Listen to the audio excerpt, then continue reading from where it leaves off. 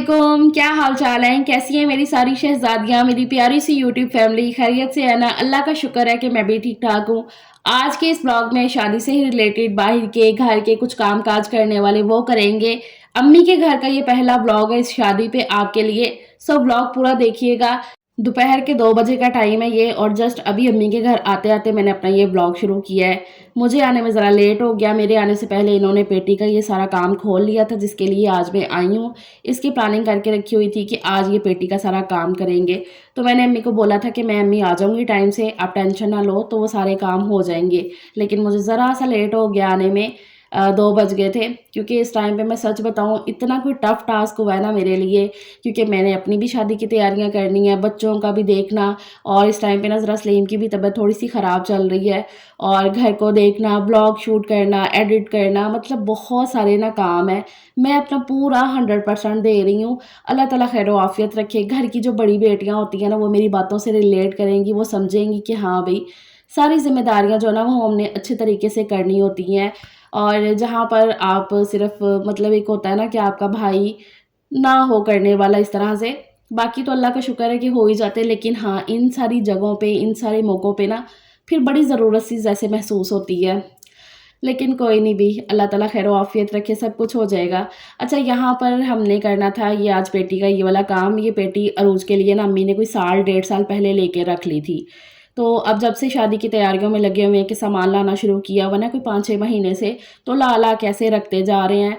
तो फिर अम्मी कह रही थी कि सामान जो है ना 2-3 दिन में हमने भिजवाना है अब अरोज के इन-लॉज़ में, मतलब कि उसके घर चले जाएगा सामान। इसलिए हमने कहा कि पहले ज़रा निकाल के हम सारी चीज़ों को देख लें, क्योंकि हम तो ऐसे ही ला-ला के रखते जा रहे थे तब से। तो यहाँ पर अभी ये सारा सामान, बर्तन वगैरह जो भी था, बिस्तर वगैरह, वो सारे निकाल के रखे हैं साइड पे। पेटी को पूरा खाली किया, और मैंने बताया ना कि ये साल डेढ़ साल पहले हमने पेटी ली थी अरोज के लिए।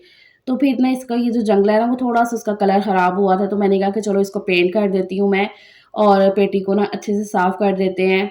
सामान की पूरी लिस्ट बनाते हैं कि क्या-क्या सामान है जो हमने लिया हुआ है, ताकि जब सामान अगले घर जाए ना, तो एक तो हमें भी पता हो कि क्या चीज़ें हैं और उनको भी हम दे सकें कि ये सारी चीज़ें हैं इसमें। तो इस तरह से ना वो लिस्ट रेडी करनी होती है।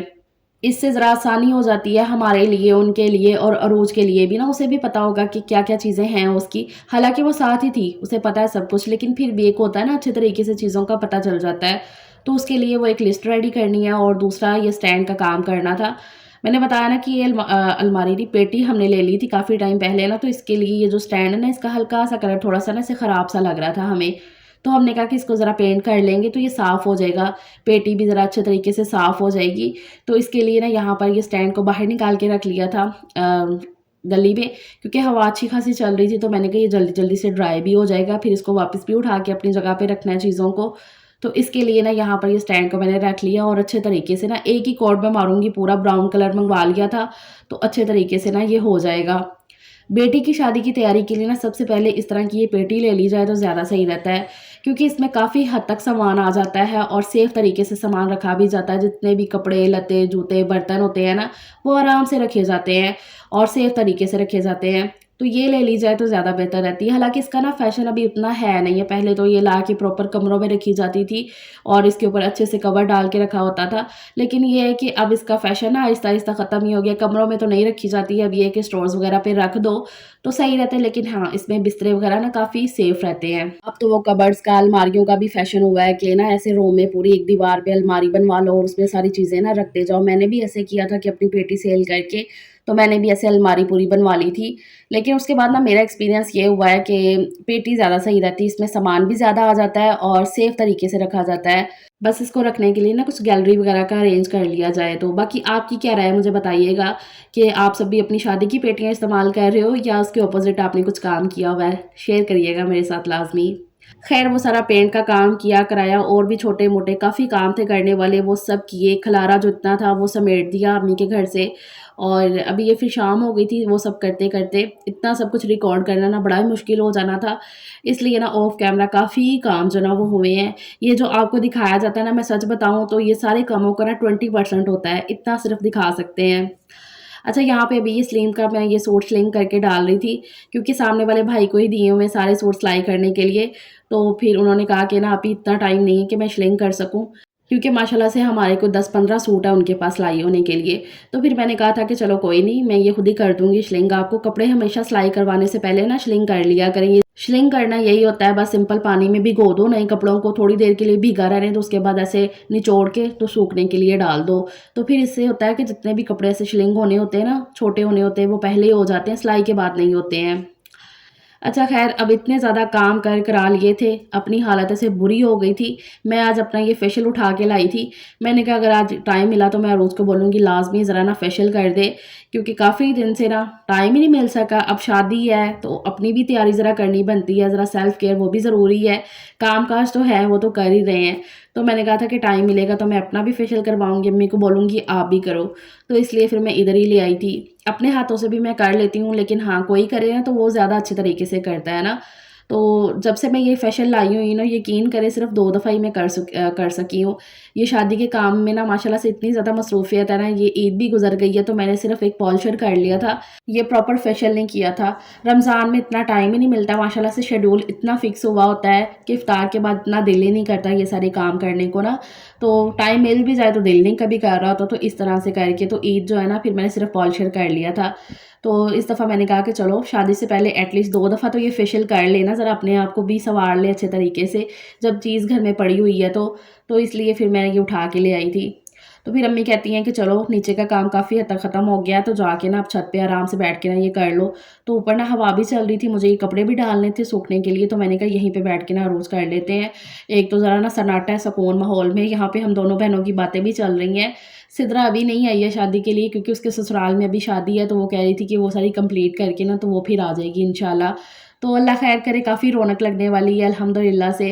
अल्लाह का बड़ा एहसान है, शुक्र है। अल्लाह ताला सब खैर आफ़ियत से करे। आप सब दुआएँ भी इतनी कर रहे हो रोज़ की शादी के लिए। मैं बहुत ज़्यादा दिल से आप सबकी शुक्रगुज़ार हूँ। Thank you so much. आप सबके प्यार को ऐसे ही मैं देखना चाहती हूँ अपने हर ब्लॉग में।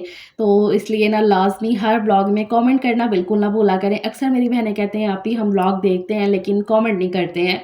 तो कमेंट किया करें यार, वो मेरी मोटिवेशन के लिए, मुझे बड़ा अच्छा लगता है आप सबके कमेंट्स पढ़ के। खैर यहाँ पे अरूज ने अच्छा खासा टाइम लगा के प्रॉपर फेशियल किया है, तो जितनी भी मैल कुचैल गंद जमा हुआ था ना घर के काम कर करा के, तो वो सारा निकल गया। बहुत ही हल्का महसूस कर रही थी मैं इस टाइम पे। नीट एंड क्लीन हो गई थी स्किन। इसलिए ना कहते हैं कि घर के कामों के बीच में सेल्फ केयर जो है ना वो बहुत ज़्यादा ज़रूरी है आपकी सेटिस्फेक्शन के लिए, आपको पुरसकून रखने के लिए। तो ये लाजमी किया करें खुद के लिए टाइम निकाल के। खैर जी, वो सब किया कराया, उसके बाद आज की प्लानिंग में ये सैलून आना भी था।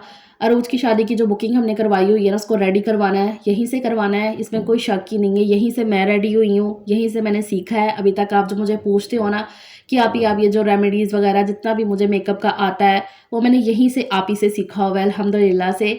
यहीं से मैं रेडी हुई थी, यहीं से हमने सिद्रा को करवाया था रेडी, और यहीं से अब अरूज होगी, इसमें तो कोई शक ही नहीं था। बातचीत सारी हुई थी आप ही से।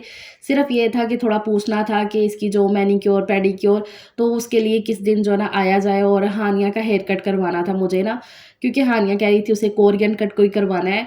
तो हानिया के बाल थोड़े से रफ़ हुए थे, तो मैंने कहा कि इसकी कटिंग करवा दूँगी। तो फिर आना तो था ही, तो मैंने कहा कि हानिया चलो, एक तो मैंने कहा हानिया आपका हेयर कट हो जाएगा, दूसरा जो भी बातचीत करनी है ना वो कर लेंगे। ऑफ कोर्स पार्टी मेकअप भी इधर से ही होना है हमारा। इस टाइम पे ना जो भी मेरे हत्थे काम चल रहा है ना वो मैं करती जा रही हूँ फटाफट से। ये नहीं देख रही हूँ कि अभी शादी में थोड़े दिन हैं तो अभी रहने देती हूँ, नहीं। फटाफट से जो काम मेरे हत्थे लग रहा है ना वो मैं करती जा रही हूँ। हाथों में सफाई ही नहीं है, सफाई नहीं है, क्या नहीं करती कि अब एक के दिनों में ना मैंने कहा कि अब इन्हें इतना अच्छा हो गया, चलो प्लेटिंग करो। वो भी उनकी की जिनकी बिल्कुल शेप बनी हुई है, तो एक्स्ट्रा उतरने हैं ना, मैंने उनका कहा तो फिर भी नहीं हो सका। उस टाइम पे अभी अगर मैं 6 महीने और लगा लेती ना तो मुझे इतना पता है कि बहुत हो जाना था, बहुत हो जाना था मेरे लिए। ये पीछे हमारे घर है ना, उसमें भी तुम्हारी तरह ना तो एक माह ही है बस। अच्छा, तुम्हें कितनी देर आई थी? नहीं अभी मैं 1 माह तो नहीं, मुझे तकरीबन 1 साल लग रही। करती हुई 1 माह आई है। अच्छा, तो अपना मेकअप करने लगी तो साथ ही उसकी मम्मा ने ना कहा नहीं बस। अच्छा, अभी तक की मैंने अपनी ज़िंदगी में अपने अम्मी और अब्बू के अलावा 2 से 3 जानों को अपने लिए आइडियल रखा है, उनसे मोटिवेशन ली है मैंने। उनमें पहले नंबर पे ये आप ही आ जाती हैं। इनसे मैंने पार्लर का तो काफ़ी कुछ सीखा ही है ना। इसके अलावा मैंने इनसे ये सीखा कि कैसे आप बहुत ही कम में गुज़ारा कर सकते हो, कैसे आप मेहनत करोगे तो आपके सारे ख्वाब पूरे होंगे। इन्होंने बहुत ही छोटा-सा सेटअप लगाया था स्टार्टिंग में जब मैं इनसे सीखने गई थी। तो इनके ससुराल में इनको एक छोटी-सी बैठक मिली, वहीं पे इन्होंने अपना जो है ना पार्लर का थोड़ा-सा सेटअप लगा के तो काम करना शुरू किया। मैंने देखना कि सहूलत कोई नहीं है इतनी, लेकिन काम बहुत ज़्यादा अच्छा, उस काम की वजह से आज ये इस मुकाम पे हैं। वही बात है कि बस आप मेहनत करते रहो, कभी भी ये ना देखो कि नहीं भी मेरे पास तो इतना सब कुछ है ही नहीं है, जो मैं इतने से स्टार्ट करूँ। बस आप थोड़े से स्टार्ट करो, उसी थोड़े से जो आपके पास है, तो फिर देखो कि अल्लाह आपको कैसे रंग लगाते हैं। बस आपकी मेहनत में दम होना चाहिए। आप मेहनत इस तरह की करो कि आपको खुद पता हो कि हाँ भई, मैं कुछ ना कुछ करूँगी, इससे मुझे कुछ ना कुछ हासिल होगा। आपको खुद को यकीन होना चाहिए अपने आप पे। तो इस तरह से ना आप ही की बहुत सारी बातें, जैसे कि हर कस्टमर का एहसास करना, उनके हिसाब से उनसे चार्ज कर लेना, तो ये जो सारी चीज़ें हैं ना, ये इनको इस मुकाम पे लेकर आई हैं। और यकीन करें नेचर वाइज़ अभी भी वो वही हैं जो वो पहले थी। वैसे उनके बात करने का तरीका, वैसे हमें समझाने का तरीका, वैसे ही सब कुछ था। अभी भी जब भी मुझे टाइम मिले मैं लाज़मी करती हूँ कोशिश कि मैं वहीं पे जाऊँ। थोड़ा-सा दूर हो जाता है हमारे घर से, लेकिन ये है कि इस तरह से जो भी होते हैं ना काम करने कराने वाले, वही जाके करते हैं। ख़ैर फिर हानिया का हेयर कट हो गया था, कोरियन कट करवाया उसने। काफ़ी टाइम से वो मुझे कह रही थी कि मम्मा मैंने कोरियन कट करवाना है, वही वो चल रहा है आगे से लेयर्स में ना। तो उसी तरह से आपी ने प्रॉपर उसका हेयर कट किया है और फिर ना हेयर ड्रायर भी कर दिए थे अच्छे से। तो वो सब करवा के बातचीत करके फिर हम आ गए घर। और रास्ते में बारिश होने लग गई थी, वहीं पे बैठे-बैठे पता चल गया कि बारिश होने लग गई है। बस फिर उसी हल्की-फुल्की बारिश में हम घर आए हैं। अम्मी ने खाना तैयार रखा हुआ था, खाना खाया आके सबसे पहले, फिर उसके बाद चाय बन गई है। सलीम आ गए थे, यहाँ पे बैठे वही बातचीत ही कर रहे हैं शादी को लेकर, क्या मेन्यू डिसाइड होगा, क्या बनेगा, मेहंदी पे क्या, बारात पे क्या, क्या, क्यों, कैसे, ऐसे-ऐसे बस सारी बातें शादी से रिलेटेड ही हो रही हैं हम सबकी। तो यहीं पे बैठ के सारी बातचीत हो जाएगी, साथ-साथ चाय पिएँगे और उसके बाद मैं घर जाऊँगी। अम्मी मुझे कह रही थी कि रुक जाओ, लेकिन ना मेरे पास टाइम ही नहीं है रुकने का, क्योंकि मैंने अपने व्लॉग भी देखने हैं, मैंने अपना और भी बाकी सारे काम, अभी मेरी शादी की तैयारियाँ काफ़ी हैं करने वाली।